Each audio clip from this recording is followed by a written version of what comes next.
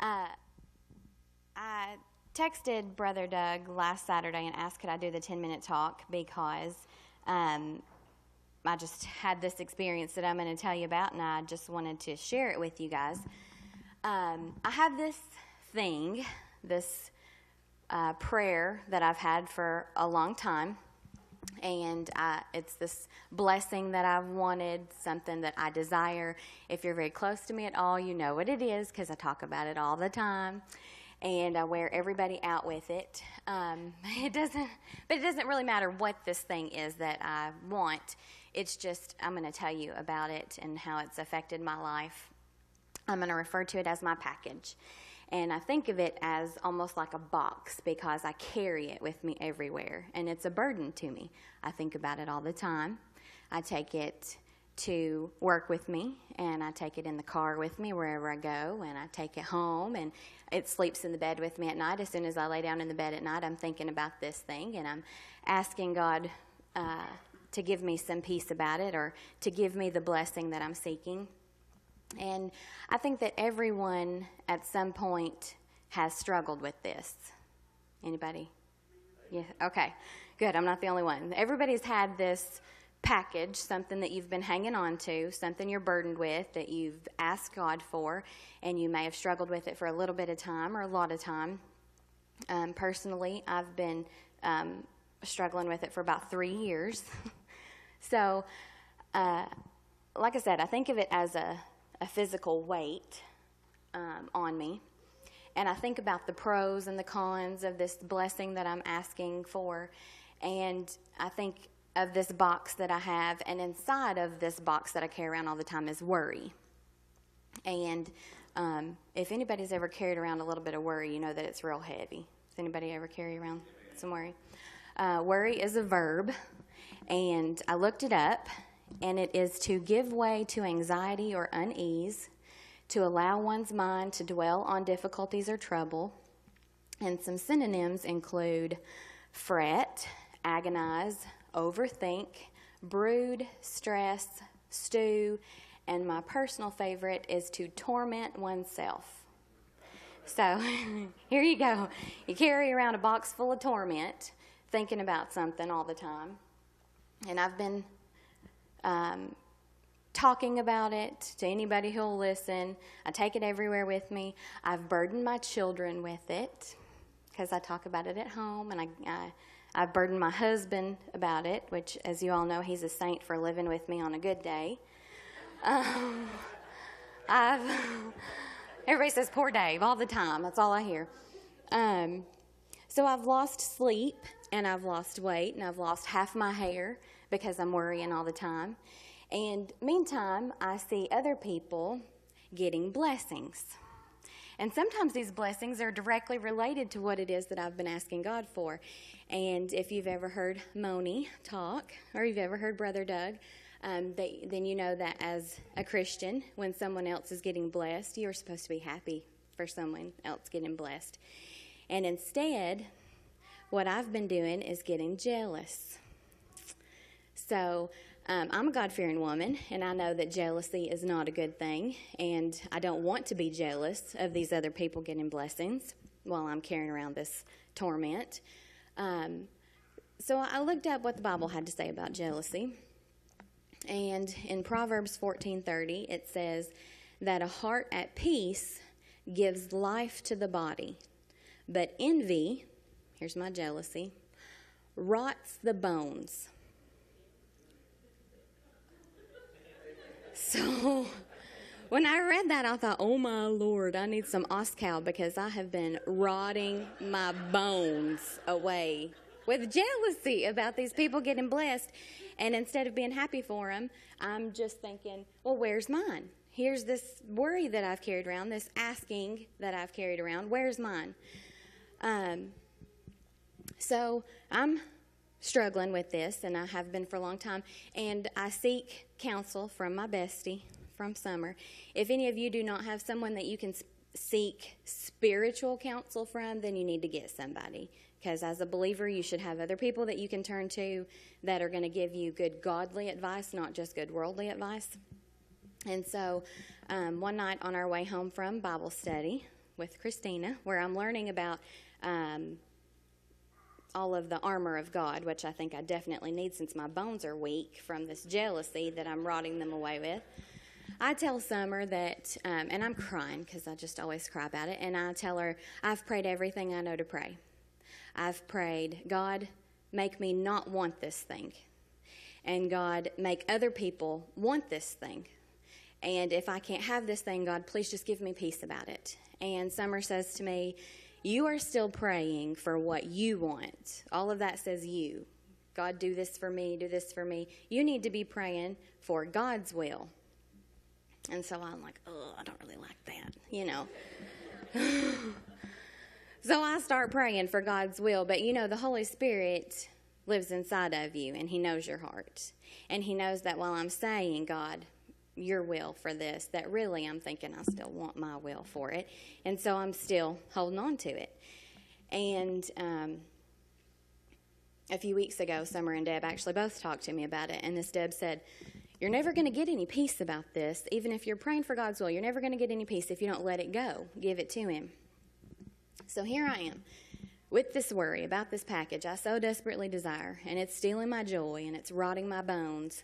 And I'm begrudgingly asking for God's will about it. And the Holy Spirit speaks to me. And let me just say here, if you feel like God doesn't speak to you, then I think that you probably need to just adjust your expectations. I've spoken to a few close friends that are Christians, and they say, you know, I don't really think God speaks to me. I've never heard God say something to me. And I think what they're waiting for is some loud, booming, Danielle, this is God. Don't do that. You know, and it's not always that way, at least not for me. For me, when I hear God speak to me through the Holy Spirit, I feel like it sounds a lot like my voice. You know, it's just that still, small voice inside of you. If you have received Christ and you have the Holy Spirit living in you, then it's him leading you and speaking to your heart, and that's from God. So if you ever feel, you know, bad about something or just that something is wrong, just that almost a conscience, if you will, if you have spiritual victory, that's the Holy Spirit, you know, working on you. If you ever get touched during praise and worship, Brother Bob, and you just can't help but laugh or jump or dance, that's the Holy Spirit working on you. And so on February the 25th, that was just 8 short days ago, but man, it's been a great 8 days. While driving down the interstate with my girls, singing along to the radio with my package sitting here in the passenger seat because I take it with me everywhere, it's kind of in my mind, the Holy Spirit says to me, have faith. And something deep inside me knew that that word was for me right then, for my package, for this blessing that I've been asking for. And so I looked up the definition of faith just to be sure that I'm hearing what I'm hearing and I'm knowing what I'm knowing. And faith is the complete trust or confidence in someone or something. It's a strong belief in God or doctrines of religion based on spiritual apprehension rather than proof. And then, of course, everybody knows in Hebrews, faith is trust in the unseen. So it's a little bit more than trust. It's a little bit more than just giving this issue to God. Not only do you trust him with it, you have to have faith that he's going to take care of it. It's just a little bit more. And so as soon as I received that word, I immediately changed my prayer, this prayer that I've been praying for these 3 years. And I wanted to share it with you this morning in case it applies to something that you're praying about. I think it could cover just a broad spectrum. But for the last 8 days, what I've been praying is, God, I have faith in you. I have faith that you love me and that you want what's best for me. I have faith that if it is your will, I will have this blessing and it will be good. And I have faith that if I do not get this thing, this desire that I have, then that is also your will. And my life will be good because it's yours. And thank you for my faith and especially for your Holy Spirit. And so I've had 8 days of peace.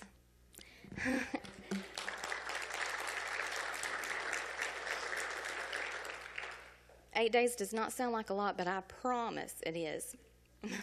If you've been struggling with something and praying about it even, I encourage you just to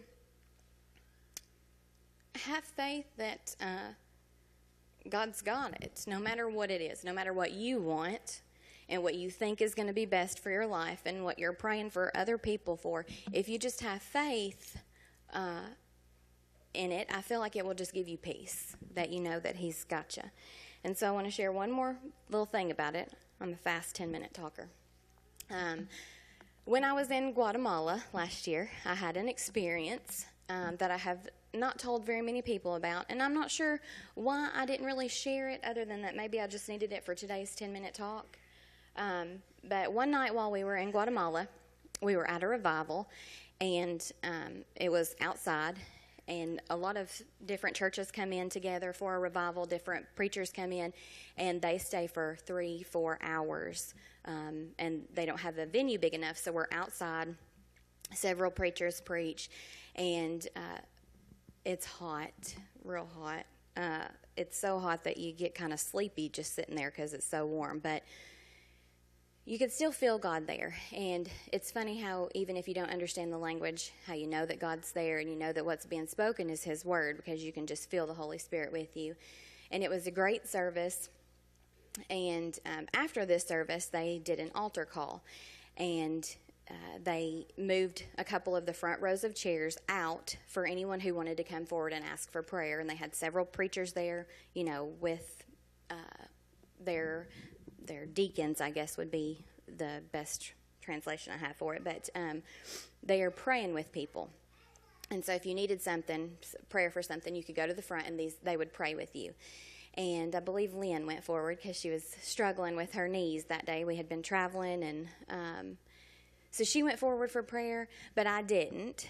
I was okay right at that moment. I was still just kind of in awe of everything going on.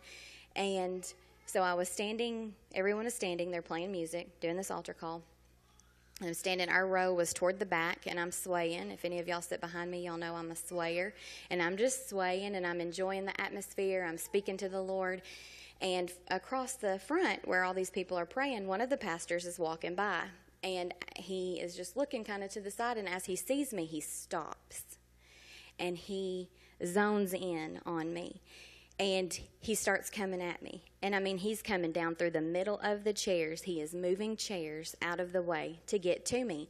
In fact, it made one of the guys who was with us kind of nervous. He backed up, you know, to be kind of closer because this guy's just making a beeline for me. I mean, you know, we don't know what he's doing. So he gets to me, and he says pray, that he wants to pray with me.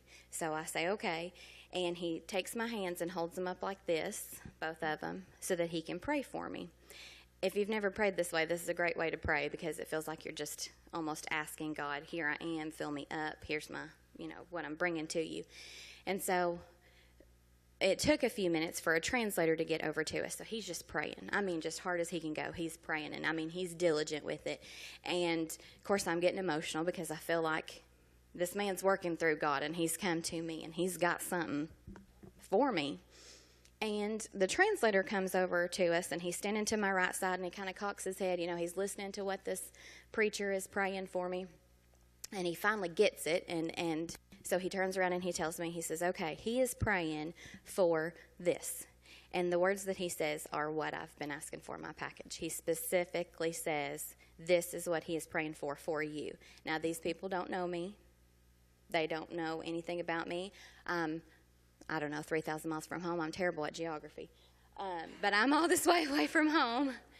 And I don't know any of these people. And here he is, and he's come to me, and he says he's praying specifically for this thing that I've been asking for. And he says, directly from the preacher's mouth, if you have faith, God will give you, and he says my thing. Word for word, what it is. If you have faith, God will give you this. And I immediately just start squalling. I mean, I cried the whole way back to our area where we stayed. And I'm thinking, how did they know, you know? And at the time, what I took from that was that God was hearing my prayer. And that's what I needed at just that right time, that I'm in another country, and I've been struggling with it. And like I said, this was last year, so it had been about 2 years at the time. And what I needed and what I took from that word, from that man praying for me, was that God was hearing my prayer. And I needed that, and that was sufficient. That was what I took from it. Now, fast forward 8 months later to 8 days ago, when I'm in my car and the Holy Spirit says to me to have faith, and it all clicks, that he said to me, if you have faith, God will give you what you've asked of him. And so, isn't the Holy Spirit a wonderful thing? I mean, doesn't God just work so well? There's no coincidence. I feel like God's words just never come back void. And so, even though at the time I didn't hear the if you have faith part, I mean, I heard it obviously, but it wasn't what worked on me. Then when the Holy Spirit gave it to me again, now I have it, have faith. And so I just wanted to tell you guys about it. Like I said, I immediately went home and texted Brother Doug and asked him, could I do the 10-minute talk, even though it makes me nervous, because I feel like it's, no matter what your package is, what you're struggling with, how long you've been struggling with it, whatever you're asking for, if you can try to not only just trust him and ask his will on it, but have faith that he loves you and that he wants what's best for you and that he's going to work it out, it will give you peace.